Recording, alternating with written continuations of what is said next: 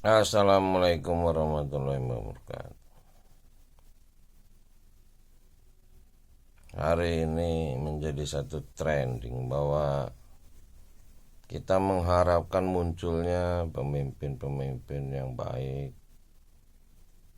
seperti ketika lahirnya Bung Karno di era-era sebelum kemerdekaan, dan Bung Hatta yang mengundurkan diri ketika pemerintahan berjalan 10 tahun.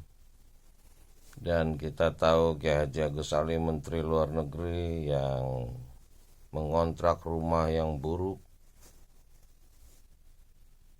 Itu pemimpin-pemimpin yang seperti dicontohkan oleh orang-orang terbaik di dunia ya, seperti Muhammad SAW, Nabi terakhir, atau Nelson Mandela, Thomas Jefferson, Gandhi. Mereka adalah pemimpin-pemimpin yang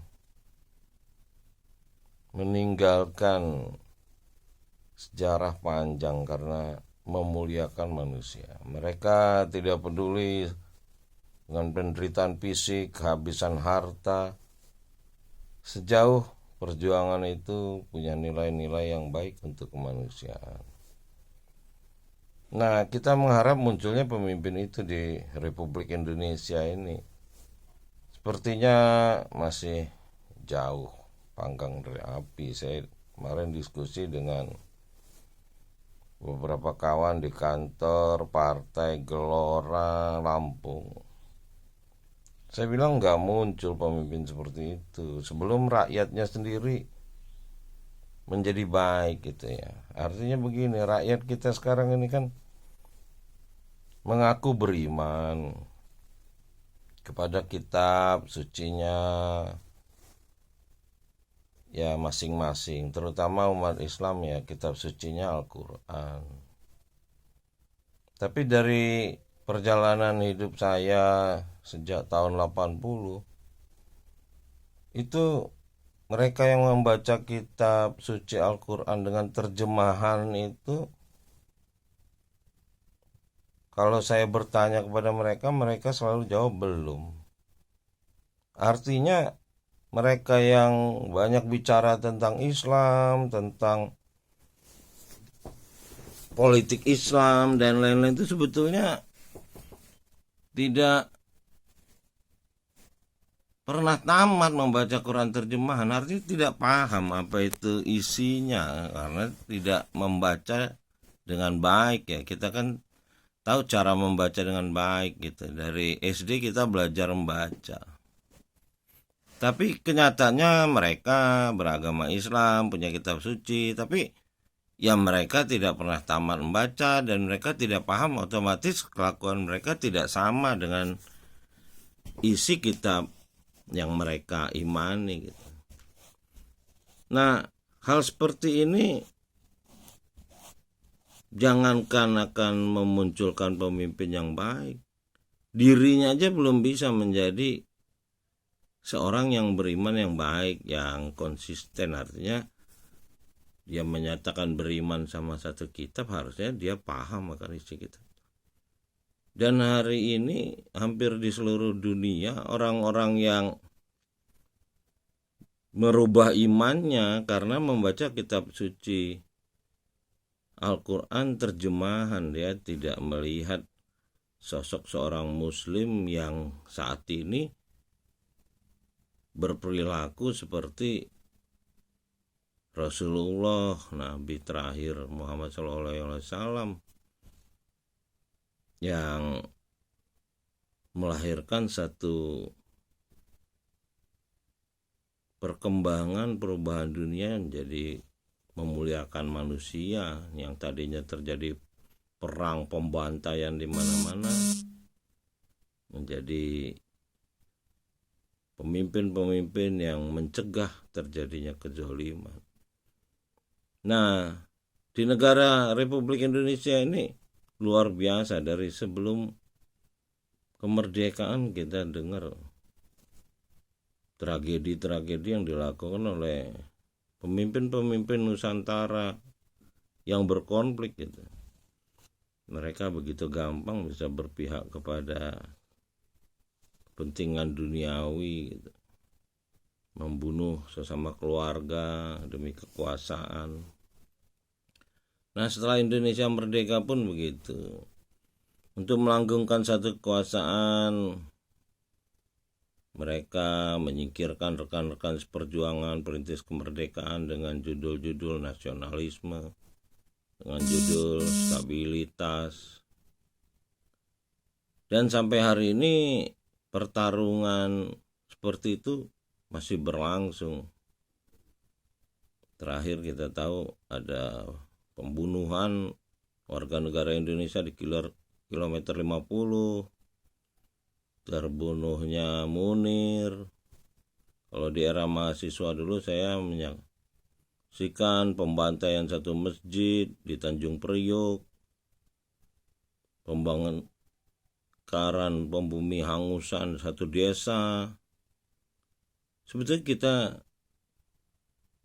dikenal dunia sebagai bangsa yang paling biadab, yaitu dalam semalam bisa terbunuh 7 jenderal gitu.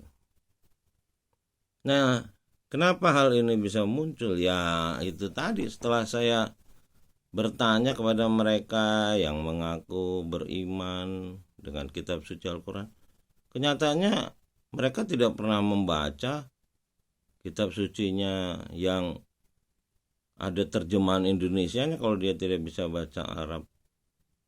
Sebab kalau tidak dengan terjemahannya, kalau dia tidak bisa baca Arab, berarti kan menjadi mantra aja gitu. Dan itu hanya sebuah energi aja, hodam. Dan hodam ini sangat tidak suka kalau orang yang membacanya, yang dianggap tuannya itu mengalami kesusahan, sehingga dia akan bertindak, akan melakukan kekerasan. Berbeda dengan sang penerima kitab suci sendiri, Muhammad SAW, ketika diperlakukan dengan kasar di Taif, malaikat menawarkan untuk menghancurkan orang-orang Taif, beliau mencegah, beliau mendoakan agar nantinya mereka akan tahu ayat-ayat dari pencipta gitu. Iqra bismi rabbikal ladzi khalaq. Jadi hari ini ya karena tidak membaca kitab sucinya dengan baik, mereka pun terjebak dengan pemahaman siapa Tuhan, yang mana yang frekuensi tauhid. Ada kata-kata kul huwallahu ahad, itu frekuensi bahwa Allah itu ahad. Sementara kita cenderung mengikuti agama-agama lain yang menuhankan Allah yang tidak ahad gitu. Jadi Bilal waktu dihukum di padang pasir itu yang diucapkannya ahad karena memang ada petunjuknya.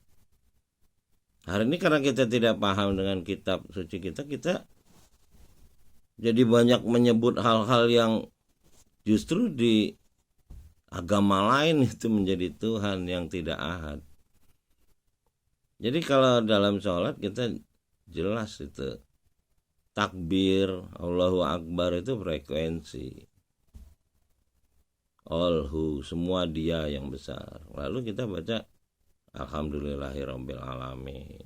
Takbir lagi kita baca Subhana rabbiyal azimi. Takbir lagi kita baca Rabbana walakal hamdu. Takbir lagi kita baca Subhana rabbiyal a'la wa bihamdihi. Takbir lagi kita baca Rabbir firli warhamni. Jadi yang kita tuju untuk mengabdi itu pada Rabb, tapi dengan syarat harus berfrekuensi ahad, tauhid. Jadi dalam dialog-dialog di dalam kitab suci itu para nabi, orang-orang soleh meminta, berdoa kepada Rabb, pencipta, pemilik alam semesta, pemilik diri kita. Tapi dalam dialog-dialog dengan orang kafir yang belum bertauhid, maka digunakanlah Alhu, Allah kalau bahasa Arab. Artinya semua dia, diberitahukan kepada mereka bahwa semua ini dia, tidak ada yang lain. Qul huwallahu ahad. Hanya ada ahad, satu Tuhan. Tidak ada Tuhan lain, karena itu semua izin dia. Daun jatuh pun izin dia. Nah, ketidakpahaman akan pencipta ini menjadikan hubungan antara manusia dengan pencipta ini tidak sampai. Makanya kalau dia tamat membaca kitab suci Quran terjemahan itu dari Al-Fatihah, Al-Baqarah, Ali Imran terus sampai Anas, manusia, dia akan melalui satu mesin ruh, sehingga dia akan mencapai satu kedudukan Robinas, Malikinas, Ilahinas. Dia menjadi singgasana pencipta, karena makhluk-makhluk lain tidak mampu menerima amanah ini. Mereka akan hancur, karena memang ciptaan terbaik adalah manusia. Sehingga dalam dialog penciptaan pertama, ketika seluruh makhluk diminta sujud, disitulah ciptaan terbaik sudah diciptakan oleh pencipta. Tapi hari ini banyak manusia tidak mengenal kemanusiaannya, sehingga kadang dia memperlakukan manusia seperti memperlakukan binatang, main tembak, main bunuh, karena tidak paham siapa dirinya. Ya, selama hal ini masih terjadi di bangsa Indonesia ini, maka perikemanusiaan yang adil dan beradab itu tidak pernah bisa dijalankan, karena tidak ada pemahaman yang baik terhadap imannya. Karena kitab satu-satunya untuk umat manusia ini adalah kitab Quran yang dibaca di seluruh dunia. Dari dulu orang ingin menghilangkannya, tapi ada jaminan dari pencipta bahwa yang memeliharanya pencipta, dan tidak menyentuh kitab ini kecuali mereka-mereka yang dibersihkan. Sehingga banyak orang yang ketika membaca dengan hati yang bersih, jujur, dia mendapat hidayah, lalu dia menyatakan keyakinannya bahwa kitab ini benar dari pencipta, baik dibuktikan secara sains maupun dari kehidupan sehari-hari. Walaupun siang malam iblis menyatakan itu adalah sesuatu yang buruk, ya kenyataannya ya, sampai hari ini orang berubah jadi baik dengan kitab itu. Tapi kenapa mereka yang sudah mengaku beriman justru tidak punya akhlak dan moral yang sesuai dengan imannya? Ya karena mereka tidak tamat membacanya. Artinya tamat di sini ya tidak cukup sekali, ya berkali-kali, karena hidup kan bertahun-tahun. Kitab suci Al-Quran itu juga turunnya 23 tahun. Jadi suatu waktu yang butuh waktu untuk menjadi satu karakter gitu. Lah kalau nggak pernah tamat aja, ya gimana mau menjadi satu karakter bagi manusia yang mengaku beriman? Makanya di Al-Baqarah di awal Al-Quran terjemahan itu sudah dinyatakan bahwa mereka mengaku beriman, dinyatakan belum, kamu baru tunduk karena keturunan, karena seperti orang-orang Mekah yang ditaklukkan, diampuni. Mereka aslinya ya tidak beriman kepada ayat-ayat pencipta. Ya ini sekedar mengingatkan, kalau kita benar-benar sungguh-sungguh mengharapkan pemimpin yang baik, ya perbaiki dulu diri kita, iman kita gitu. Kalau enggak, apapun sistemnya, apapun judulnya, tidak akan lahir, karena itu merupakan azab bagi orang yang beriman tapi tidak memahami ayat-ayat Tuhan. Imannya kemana? Karena tidak sesuai dengan yang dikehendaki pencipta yang udah memberi tuntunan zalikal kitabul la raiba fihi hudal lil muttaqin. Ini petunjuk untuk orang bertakwa. Jangan cuma jadi slogan hafalan anak kecil menjalankan perintah dan menjauhi larangan, tapi isinya perintah itu nggak pernah tamat, isinya larangan itu nggak pernah tamat. boro-boro mau diamalin, pembacaannya pun tidak selesai. Ya demikian, assalamualaikum warahmatullahi wabarakatuh. Kita tetap optimis akan lahir pemimpin-pemimpin terbaik dari negara bangsa yang berada di Nusantara ini, yang meliputi Asia Tenggara, Asia, dan kita bagian dari umat manusia dunia yang di era digital ini kita sudah tidak punya batas. Makanya saya menyatakan negara kita adalah negara samudra, negara gelombang, di mana kita sudah satu frekuensi sebetulnya dengan teknologi digital. Tinggal niat baik.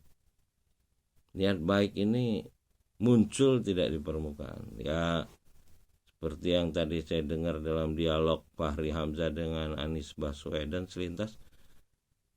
Ya yang memproduksi kejahatan-kejahatan ya birokrasi, ya sistem yang salah. Seperti yang pernah Rocky Gerung juga saya dengar di dalam dialog beliau, bahwa undang-undang itu melahirkan kebodohan. Jadi misalnya pemilu tahun 2024 ini yang menentukan presidennya adalah partai-partai pemenang pemilu pada tahun 2019. Ya ini kenapa terjadi pemimpin-pemimpin seperti ini? Ya itu tadi latar belakangnya, ya orang-orang yang memang mendapat ganjaran pemimpin yang tidak baik, karena mereka sendiri adalah umat manusia yang belum baik, yang belum konsisten dengan apa yang diimaninya, diyakininya. Jadi antara amal dan iman tidak sama. Jadi imannya masih sebagai pengakuan, belum sebagai pembuktian yang diuji oleh pencipta. Jadi pernyataan beriman itu akan selalu mendapat ujian dari pencipta, bahwa dia teguh tidak dalam beriman. Demikian, assalamualaikum warahmatullahi wabarakatuh. Kita akan berjumpa di pemilu 2024. Ada partai baru, yaitu Partai Gelora, yang saya merasa ada persamaan visi saya, karena kebetulan ketuanya Anies Mata itu saya rasa ada satu zona waktu itu kita berada di sekitar Salemba 4, saya di UI waktu itu, beliau ada di LPKIA, sehingga apa yang dia rasakan sepertinya saya juga waktu itu merasakan hal sama ketika kekerasan politik melanda manusia Indonesia, penjajahan oleh bangsa sendiri, di mana peristiwa Tanjung Priok satu masjid bisa dibantai. Jadi lebih hebat dari pembantaian yang terjadi di tahun 1965, 7 jenderal dibantai. Ya, mudah-mudahan kita bisa meninggalkan satu kebudayaan biadab yang telah terjadi di bangsa kita ini ke depan. Ya, bangsa-bangsa di dunia berubah dengan satu pemahaman terhadap kitab untuk umat manusia, yaitu Al-Quran, terjemahan ini. Mudah-mudahan kita yang mayoritas mengklaim sebagai umat yang beriman pada kitab untuk umat manusia ini bisa memperbaiki diri, sehingga kita pun akan dimuliakan oleh pencipta dan menjadi bangsa yang dimuliakan di dunia, menjadi trending untuk mengangkat perikemanusiaan yang adil dan beradab. Bukannya malah umat Islam terbesar dunia ini menjadi contoh kebiadaban antar manusia. Auzubillah min zalik, astagfirullahaladzim. Kul a'udzu birabbin nas, malikin nas, ilahin nas.